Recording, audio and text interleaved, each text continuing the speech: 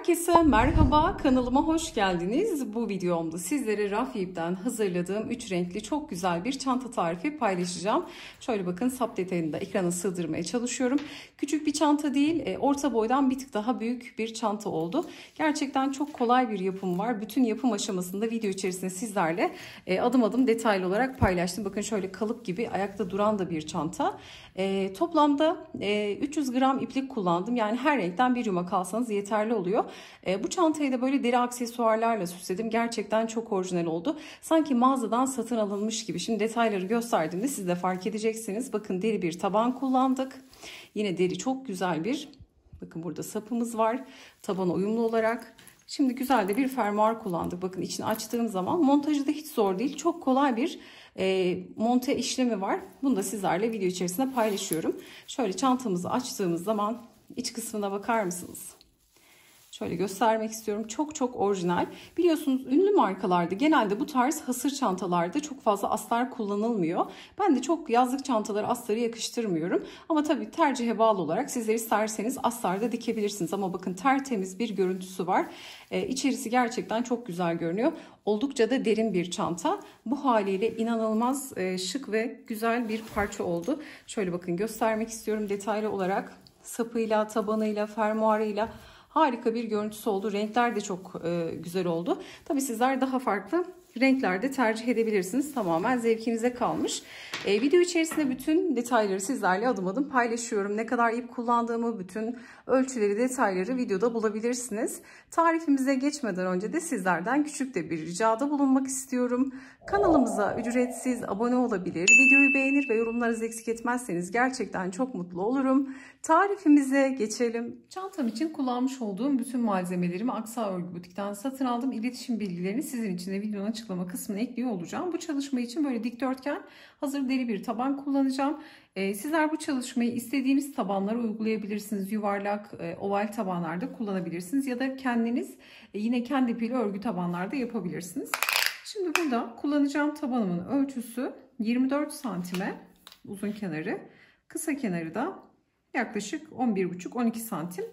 Ölçüm bu şekilde. Burada kullanacağım tığ numaram da 3,5 milim olacak. Şöyle göstermek istiyorum. Sizler daha farklı iplerle çalışıyorsanız, şimdi ben burada raf iplik kullanacağım. Video sonunda da ne kadar raf ip kullandığımı da sizlerle paylaşıyor olacağım. İnce dokulu, örümü yumuşacık, eli hiç ama hiç acıtmayan Aksa Örgü Butik'in raf ipini kullanıyorum. Metrajlı bir iplik, ince bir dokusu var ve metrajı da oldukça fazla. Bunu da başlangıçta söylemek istiyorum. Bu iple çalışırken elim çok sıkı değildir, gevşektir. 3,5 milimle başlayacağım ama sizler daha farklı raf ipler kullanıyorsanız hem gramaj fark edecektir hem de kullanacağınız tığ numaranız da farklı olabilir. Mutlaka ipinize ve örmenizin sıkılığına, gevşekliğine göre kendi tığ numaranızı belirleyebilirsiniz. Hemen burada şöyle tabanımı alıyorum. Herhangi bir köşeden başlayabiliriz. Ben şöyle iki tığın olduğu orta kısımdan başlıyorum. Şöyle ipi alıyorum. Buradan geçiriyorum. Tabandaki delikler de 3,5 milim tığdan geçecek ölçüde olduğu için aynı tığla devam ediyorum. Ama delikleriniz daha küçük olursa sizler daha küçük numaralı tığlarda tercih edebilirsiniz. Hemen burada bir zincir çekiyorum. Aynı boşluğa geliyorum. Kısa ipi de gizleyerek ilmek çıkarttım. Bakın 2 ilmek var, doluyorum. İkisinin içerisinden geçirerek sık iğne örüyorum. Bir sonraki boşluğuma batıyorum. Tekrar ilmek çıkarttım. Sık iğne. Aynı boşluğa geliyorum. Aynı boşluğa ikinci sık iğnemi örüyorum. Şimdi burada taban tığlamasını yaparken sık iğne sayınızı ne kadar çok yaparsanız çanta o kadar geniş olur. Ama taban ölçüsünde birebir çıksın isterseniz mutlaka mesafeye dikkat ederek kaç tane sık iğne alıyorsa oval dönüş kenarlarda, bu köşelerde yani 3 batabilirsiniz. 3 batabilirsiniz. Diğerleri 2 de ilerleyebilirsiniz. Taban şeklinde de tığlayabilirsiniz. Eğer çok büyük olsun istemiyorsanız çantanız. Şimdi burada bir sonraki noktaya geliyorum. Yine 2 tane sık iğne örüyorum. 1 ve 2. Şimdi şuradaki 2 tane deliğe, köşedeki 2 deliğe 3 tane sık iğne öreceğim. Bakın köşe olduğu için 1 2 3. Bir sonraki deliğe tekrar 3 tane sık iğne. 1 2 ve 3. Köşelere böyle 3 tane battım. Diğer gelen sık iğneye 2 tane örüyorum. 1, 2. Bir sonrakine yine 2 şeklinde devam ediyorum. Şu kısmını da çok uzatmadan. Bakın 2 2 batarak ilerleyeceğim. Diğerlerini 2 batacağım. Köşelerde 3 3 3 3 şeklinde tamamen diğer yani şu köşedeki ikişer olan noktaya 3 3, bütün köşelerde aynı işlem. Diğer kalan deliklere de ikişer tane sık iğne örerek şimdi tığlamayı bu şekilde tamamlıyorum son noktaya kadar. Sıra sonuna geldik. Köşelerde 2 deliklere 3 3 battık 4 noktada da. Diğerlerine kalan bütün deliklere de ikişer tane sık iğne örüp sıra sonuna geldik. Şimdi bakın buradaki başladığımız zincirli noktayı bir sık iğne kabul ediyorum. Bu zincirden sonra, yani ilk başladığımız noktadan sonra gelen sık iğnenin tepesine batıp ilmek çıkartıyorum. Çıkardığım ilmeği bekleyen ilmekten geçiriyorum. Şimdi bu sıraya has bir tane zincir çekip şimdi gelen, bakın kaydırma yaptığım ilk sık iğnenin tepesine batarak ilmek çıkartıp tekrar sık iğne örüyorum. Bir sonraki deliğe batıyorum. İlmek çıkarttım. Tekrar sık iğne. Ben bu raf ipi örerken bakın sık iğneye batıyorum. İlmek çıkartırken bir miktar uzatıyorum ki raf ipi inceltmeden, formunu bozmadan örebilmek için bu şekilde bakın uzatarak sık iğnelerimi örüyorum. Zaten bunu örneğin raf iple değil kağıt iple de hazırlayabilirsiniz. Bu tarz kağıt ve raf ipleri çalışırken eli çok sıkmamakta fayda var. Hem ipin formu ortaya çıkıyor hem de eliniz çok acımaz. Uzun süre örgünüzü örebilirsiniz. Şimdi bu şekilde tamamen her birine bakın bir tane sık iğne örerek bu şekilde her birine bir tane sık iğne örerek sıra sonuna kadar geliyor. Sıra tamamen sık iğne ördük ve bitiş ve başlangıç noktamıza geldik. Bakın kaydırmanın olduğu yerdeyiz. Bu zincirin şu ilk başladığımız noktanın tepe boşluğunu oluşturdu bu kaydırma. Bunu da bir bakın sık iğne kabul edip bu noktaya da batıp sık iğnemi örüyorum. Şimdi şu kısma, bu başlangıç ve bitiş kısmına şöyle çengelli iğne takabilirsiniz. Bakın şöyle ilk başladığımız noktaya takalım çengelli iğneyi. Bu kısmı yani aslında çok kolay, bitiş ve başlangıç yerini göreceğiz ama yine de yeni başlayanlar için bu şekilde yer belirleyici kullanmakta fayda var. Şimdi çengelli iğnemi taktım. Bakın o başlangıç yerime, zincirli noktama.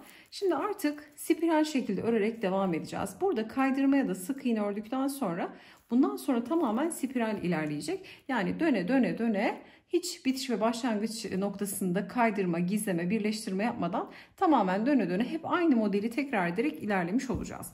Şimdi geliyorum ilk sık iğnenin olduğu noktaya, hemen dibine batıyorum. Bakın dip kısmına. Buradan ilmek çıkartıyorum. Uzun bir sık iğne örüyorum. Bir sonraki sık iğnenin tepesine batıyorum. İlmek çıkartıp kısa sık iğne örüyorum. Model bundan ibaret. Bir uzun, bir kısa. Şimdi bir sonraki sık iğnenin dibine batıyorum. İlmek çıkarttım. Uzatıyorum sık iğne. Bir sonrakinin tepesine batıyorum. Kısa sık iğne. Bu aşamada eğer çok hızlı ördüğümü düşünüyorsanız videoyu yavaşlatabilir ya da tam tersi hızlandırarak da seyredebilirsiniz. Bakın birinin tepesine batıyorum, bir diğerinin dibine. Bir tepe, bir dip şeklinde ilerleyeceğiz. Şimdi tepeye battıktan sonra sıradaki gelen sık iğnenin dibine batıyorum bakın. Dibine batıp ilmeğimi de uzatıyorum. Uzunca bir sık iğne örüyorum. Bir sonrakinin tepesine batıp kısa sık iğne. Bir sonrakinin dibine uzun sık iğne şeklinde. Şimdi bu şekilde bakın bitiş ve başlangıç noktamıza kadar sıramızın sonuna geldik. Bakın çengelli iğnenin olduğu son noktaya da tepe boşluğa battık. Uzundan sonra kısa sık iğne geldi ve sıra tamamlandı. Bakın uzunla başlamıştık. Kısayla sıra bitti. Şimdi yeni sıraya geçiyoruz. Hemen bundan sonra artık tamamen spiral öreceğimiz için uzun sık iğneyi gördüğümüzde bakın yeni sıraya başlıyoruz. Kısayla bitti. Uzun sık iğneyi gördüğümüzde tepe boşluğuna batacağız. Kısa sık iğne öreceğiz. Kısa sık iğneyi gördüğümüzde de hemen dibine batıp bakın iki uzun arasında duran kısa sık iğne. Hemen bunun dibine batıp ilmeğimizi uzatarak uzun sık iğne öreceğiz. Uzunun tepesine kısa sık iğne. Şimdi artık zemin oturdu. Uzuna kısa, kısaya uzun şeklinde model ilerleyecek. Bakın hemen kısanın dibine batıyorum. İlmeği de mutlaka uzatıp şöyle sık iğne örüyorum. Hemen uzunun tepesine sık iğne, kısanın da dibine bakın uzun sık iğne. Şimdi uzuna kısa, kısaya uzun şeklinde çengelli iğnenin olduğu noktaya kadar gelelim. Bir kez daha bitiş ve başlangıcı gösterelim. Sıramızı tamamladık. Bakın çantamız hafif hafif çukurlaşmaya başladı. Şimdi burada uzun sık iğnenin tepesine kısa sık iğne, kısanın dibine uzun sık iğne. Şimdi sıra bitiş ve başlangıcına geldik. Bakın sırayı tamamladık. Zaten sık iğneleri şöyle takip ettiğimiz zaman bitiş ve başlangıç noktamızı görüyoruz. Şimdi yine bizi kısa sık iğne karşılıyor. Ne yapıyorum? Tamamen spiral örüyorum. Bakın şu ilmeği çok gevşek tutmayalım. Uzun sık iğneyi ördükten sonra bakın bizi kısa sık iğne karşılıyor. Hemen kısanın dibine batıp uzunca ilmeğimi uzatıyorum. Spiral ördüğümüz için bunlar böyle yan yana görünmeyecek. Bakın model ortaya çıktığında sanki iki tane uzun yan yana gibi duruyor ve görüntü bozuk gibi görünüyor olabilir ilk başlarda, ama model büyüdükçe, yani sıra sayısı arttıkça, çanta derinleştikçe bu nokta oturacak. Şimdi uzunun tepesine kısa sık iğne. Şimdi artık tamamen aynı ilerliyoruz. Uzuna kısa, kısayı gördüğümüzde de dibine batıp uzun sık iğne öreceğiz. Bakın bitişte de uzunla bitirdik. Başlangıçta da uzunla başladık. Bu yeni sıramız çünkü bakın buradan da bitiş ve başlangıcı anlayabilirsiniz. Şimdi uzuna kısa, kısaya uzun şeklinde ilerleyeceğiz. Uzun sık iğnenin tepesine batıp kısa sık iğne, kısanın da dibine batarak bakın şöyle bir miktarda ilmeği uzatıyorum ki böyle raf ipin dokusu bozulmadan daha güzel bir görüntü çıksın ortaya. Modelde bakın büyüdükçe, sıra sayısı arttıkça ortaya çıkmaya başladı. Şimdi bu şekilde çantamızı yeteri kadar derinleştirelim. Derinleştirdikten sonra bir sonraki aşamaya birlikte devam edelim. Bakın burada bu renkte çantamı yeteri kadar yükselttim. Şimdi sıra sayısı da söyleyeceğim sizlere. Sadece şu uzun sık iğneleri çaprazlı şekilde sayacağım. 1, 2, 3, 4, 5, 6, 7, 8, 9, 10, 11, 12, 13 sıra uzun sık iğne olana kadar ördüm. Şimdi burada santim olarak ölçü vereceğim şöyle. Bakın yaklaşık bir 10 santim olana kadar ördüm. Şimdi diğer renge geçeceğiz. Burada bakın sıra sonundayız. Çengelli iğnemizin olduğu nokta burası. Şimdi burada uzun sık iğneden sonra tekrar uzun sık iğne geliyor. Yani sıranın sonra iki tane hatta şöyle gösterelim. Bakın kısa sık iğnemi ördüm. Kısa sık iğneye de uzun sık iğnemi ördüm. Şimdi uzun, bir sonraki tekrar uzun geliyor bakın. Model yükseldiğinde de bakın şu bitiş ve başlangıç hiç belli olmuyor. Bakın böyle eğimli şekilde devam ettiği için iki tane uzunu yan yana görüyoruz. Şimdi burada ne yapıyorum? Birinci uzunu örerken batıyorum, ilmek çıkartıyorum. İlmek kapatmasını diğer renkle yapacağım. Hemen diğer rengimi alıyorum. Bakın bu rengi kullandım. Tabii ben bu renkleri kullandım ama sizler zevkinize göre istediğiniz renkleri bir araya getirebilirsiniz. Şimdi burada yeni rengimi dahil ediyorum. Bakın son ilmeği örerken tığıma doluyorum. Yeni renkle iki ilmeği kapatıyorum. Yeni renkle iki ilmeği kapattım. Şimdi bir miktar kısa ip bırakıyorum. Çok uzun bırakmaya gerek yok. Turuncu ipi bakın burada bırakıyorum. Yeni renkle devam ediyorum. Şimdi bir sonraki tekrar uzun sık iğne geldiği için yine tepesine batıyorum. Uzun sık iğne örüyorum. Kısa sık iğnenin dibine batıp uzun sık iğne örüyorum. Uzuna kısa, kısaya uzun şeklinde kısa ipi de gizleyerek bakın bu şekilde yeni sıraya başlamış oluyorum. Şimdi bu sırayı bu renkle devam ettireceğim. Bakın diğer rengimse bitiş ve başlangıç noktasında kaldı. İpi burada kesmiyorum. Şimdi bir uzun bir kısa yine birebir aynı modeli uyguluyoruz bakın. Şöyle göstereceğim. Birebir aynı modeli uygulayarak şimdi sıra sonuna kadar gelir. Bakın sıramızın sonuna yaklaştık. Burada hemen uzun sık iğneyi kısa örüyorum. Kısa sık iğne bakın en son artık turuncuyla ördüğüm sık iğne. Bu da artık son sık iğnemiz. Kısa sık iğnenin dibine batıp uzun sık iğne örüyorum. Fakat burada renk değiştireceğim. Bakın son sık iğnem olduğu için iki tane kısayı yan yana görüyorsunuz. Hemen burada renk değiştireceğiz. Buradaki son kısaya battım. Bir sonraki kısada artık yeni bir sıra olacak. Şimdi burada uzun sık iğneyi örerken ilmeği uzatıyorum. Fakat diğer renkle geçiş yapıyorum bakın. Hemen turuncu rengimi alıp bu iki ilmeği turuncu ile kapatıyorum. Şimdi burada kahverengi rengim bekliyor. Şimdi geliyorum yeni sıraya geçiyorum. Kahverengi ile ördüğüm kısa sık iğnenin dibine batıyorum. Uzun sık iğne örüyorum. Uzunun tepesine batıyorum.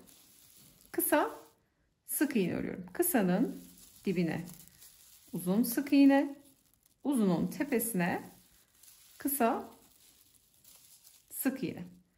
Bakın şimdi bir sıra kahverengi ördük, bir sıra turuncu örerek şimdi sıra sonuna kadar gelelim. Bakın burada sıramın sonuna geldim. Şimdi turuncu ile sırayı bitiriyorum. Burada 2 tane uzun görüyorsunuz. Bakın buradaki son uzunu kahverengi ile olan uzun. Yeni sıraya da artık turuncu uzunla başlamış oluyoruz. Burası bizim bitiş ve başlangıcımız. Çengelli iğnenin olduğu noktayı da takip ederek de bulabiliriz. Şimdi burada turuncuyla bakın kapatıyorum. Şimdi burada kahverengiye geçmiyorum. Bir sıra daha turuncu öreceğim. Sonra kahverengiye geçeceğim. Burada ne yapıyorum? Hemen yeni sıraya başlıyorum. Turuncunun hemen uzun sık iğnenin tepesine kısa sık iğne, kısanın dibine uzun sık iğne. Uzunun tepesine kısa sık iğne, kısanın dibine uzun sık iğne. Şimdi bir sıra daha bu şekilde turuncuyla örerek sıra sonuna kadar geliyor. 2 sıra turuncumuzu ördükten sonra sıra sonundayız. Bakın 2 tane kısa sık iğne yan yana duruyor. Hemen buradaki kısa sık iğnenin dibine batıyorum. Uzun ilmeğimi çıkartıyorum. Turuncu rengi bırakıp diğer rengi alıp 2 ilmeği bakın yeni renkle kapatıyorum. Şimdi burada artık turuncuyla örmeyeceğim. Tamamen kahverengiyle devam edeceğim. Bunun için ne yapıyorum? Yeni sıraya başlıyorum artık. Bakın uzun ördüm. Bir uzunla başlayacağım. Hemen kısanın dibine batıp uzun sık iğnemi örüyorum. Kısa ipi de bir miktar gizleyip keseceğim bu noktada. Ama isterseniz böyle bir sıra kahverengi, 2 sıra turuncu, bir sıra kahverengi, tekrar bir sıra turuncu örüp o şekilde de geçiş yapabilirsiniz. Şimdi geliyorum. Hemen uzunun tepesine kısa sık iğne, kısanın dibine uzun sık iğne.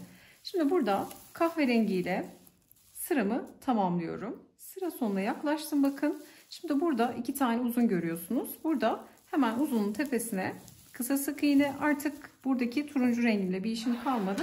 Bunu artık kesip çıkartıyorum. Ama dediğim gibi yine birkaç sıra örmek isterseniz yine turuncu tekrar kahverengi yapıp kahverengiye geçtiğinizde de tamamen kahverengiyle devam edebilirsiniz. Burada artık turuncu da şurada yaptığım işlemin birebir aynılarını yeni rengimle yapmaya devam edeceğim. Hiçbir farklılık yok. Ben sadece burada yeni başlayanlar için de renk geçişlerini göstermek istedim. Birebir aynı bitiş ve başlangıcı kullanarak örgümüze devam ediyoruz. Bakın ip de gerçekten çok kolay örülüyor. Eli hiç ama hiç acıtmıyor. Böyle hızlı bir şekilde ilerliyoruz. Çok da kolay bir örnek. Şimdi burada ben ikinci rengime geçtim. Bir renk daha katmak istiyorum. Sizler 2 renkli, 3 renkli, 4 renkli ne kadar renk katmak istiyorsanız o kadar katabilirsiniz. Hatta elinizdeki artan ipleri bile bu projede rahatlıkla kullanabilirsiniz. Şimdi burada kahverengi ile devam edeceğim. Yeteri kadar kahverengiyle ördükten sonra farklı bir renge geçip yine o rengi de sizlerle paylaşacağım. Buradaki yaptığım işlemleri tekrar ederek kaç sıra örmek istiyorsam bakın zaten şöyle tuttuğum zaman görüyorsunuz. 13 sıra turuncu ördükten sonra bir sıra kahverengi ördüm. Sonra 2 sıra turuncu ördüm. Şimdi bakın burada bir sıra kahverengiyi görüyorsunuz. Şimdi tamamen kahverengi devam etmiş olacak. İstediğiniz geçişi yapabilirsiniz. Ben bu şekilde geçiş yaptım.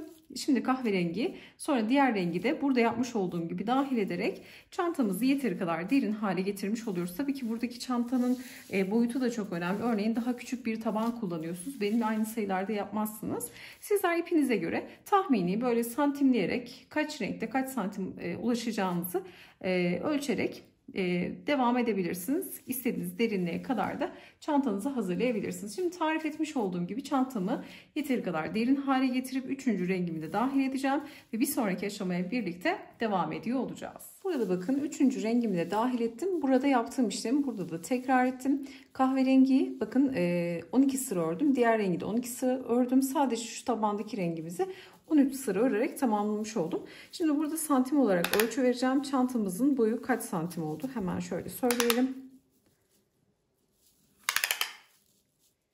Çantamızın boyu yaklaşık 30 santim ölçüsünde oldu. Şimdi burada artık bitişi yapacağız bakın. Son noktaya geldim. Şöyle göstermek istiyorum.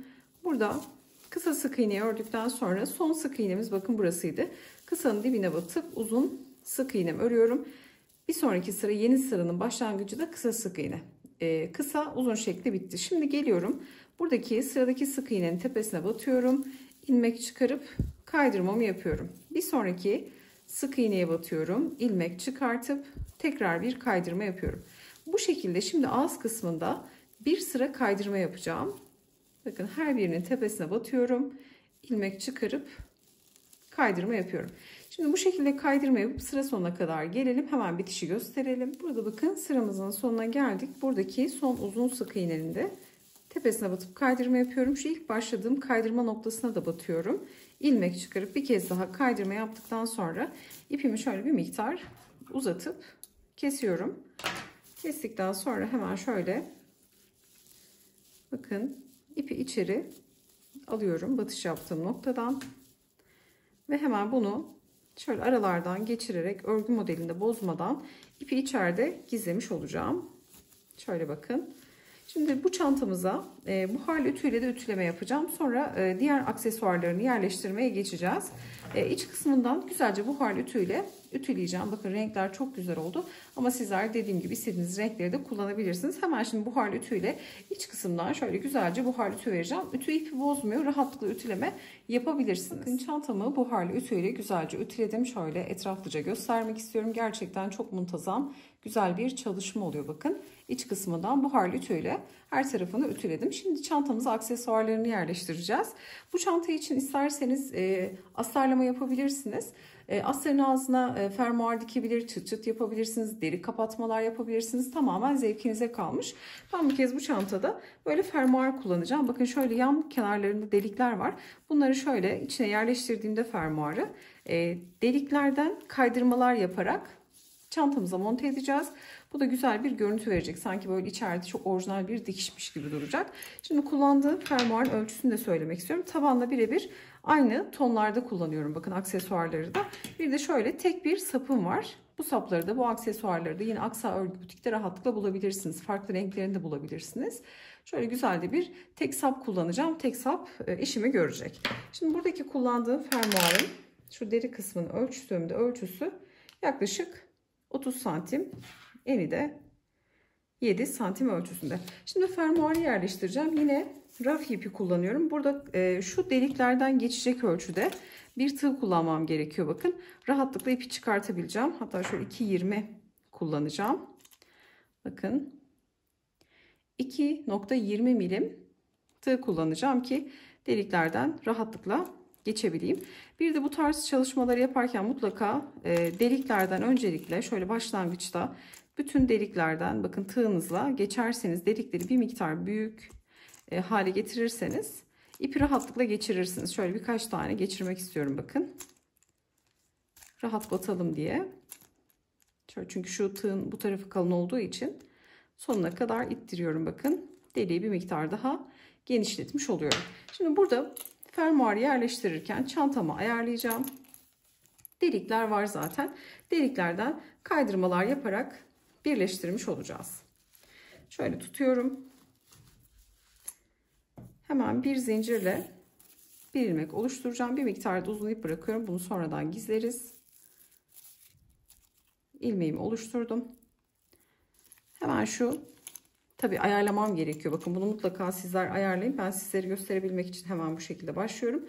Güzelce ayarladıktan sonra hemen şu bakın kaydırma yaptığımız noktanın hemen altında. Yani kaydırma yaptığımız yerden bir alt sıradan başlıyorum. Kaydırma yaptığım noktanın bir altından. Bakın hep şu kısa sık iğnelere batacağız. Şu noktaya batıyorum. Burada hemen deri parçanın ilk deliğine batıyorum. İlmeği de tığımın ucuna alıyorum. Şimdi bakın bu ilmeği önce deri parçadan geçiriyorum. Sonra örgü çantamın olduğu noktadan çıkartıyorum. Şu kısa ipi sonradan gizleyeceğiz. Şimdi şu deriden bakın deliklerden kaydırmalar yaparak birleştireceğiz. Şöyle bir miktarda esnetiyorum ilmeğimi. Bakın uzunun gövdesinden geçip kısanın dibine batıyorum. Hemen bir sonraki boşluğuma batıyorum. İlmek çıkarttım ve bekleyen ilmeğimden kaydırdım. Buradaki yaptığımız kaydırma işlemini tekrar ediyoruz. Hemen bir sonraki bakın uzunun yanındaki boşluğa batıyorum. Yani uygun gelen boşluklara batacağız. Burada aynı noktaya bazen 2 tane de batabilirsiniz. Bakın bir sıra altından olacak şekilde kaydırmalar yaparak birleştiriyorum. Şimdi böyle yapmamın sebebi bu kısım bir miktar içeride kalsın ki o deri kısım göze batmasın. Şöyle şimdi birleştirdiğimde göreceksiniz sizler de. Batıyorum karşılıklı uygun boşluklara. Hem şuradaki görüntüyü de net göstermiş olurum sizlere. Bakın bir alt sıradan bu şekilde kaydırmalar yapıyorum. Bu oldukça pratik bir yöntem. Şimdi böyle yaptığım zaman, şimdi bitişte de göreceksiniz. Bu kısım, o parçalı kısım içeride kalıyor bakın. Bu şekilde yaptığımızda o parçalı kısım içeride kalıyor. Şöyle çantaya da üst kısımdan baktığınız zaman hiç çirkin bir görüntü oluşmuyor. Gerçekten orijinal bir görüntü oluşuyor. Şimdi çantama fermuarı yerleştireceğim. Fermuarı yerleştirdikten sonra sapı da bakın şöyle yaylı halkaları var. Ekstradan yaylı halka da takabiliriz. Kenarlardan çantama sapımı da monte ederek çantamı artık tamamlamış olacağım. Şimdi tarif etmiş olduğumuz gibi iki taraftan da önce fermuarı yerleştirip sapı da yerleştirdikten sonra bitmiş halini hemen sizlerle paylaşalım. Çantamızı sizlere tarif etmiş olduğum gibi tamamladım. Bakın fermuar kısmını yerleştirdim. Sapı da taktım. Sapın uzunluğu da yaklaşık bir 65 santim kadar. Toplamda 3 farklı renkli raf iplik kullandım. Yani 300 gram raf ip kullanmış oldum. Her bir yumak 100'er gramdı. Çok az da ipim arttı. Bunu da söylemek istiyorum. Tarifimiz de bu şekildeydi. Umarım sizler de beğenir ve denersiniz. Yapacak olanlara kolaylıklar diliyorum. Videomuzu beğenmeyi, yorum bırakmayı, kanalımıza abone olmayı unutmayın. Bir sonraki videoda görüşünceye dek hoşça kalın.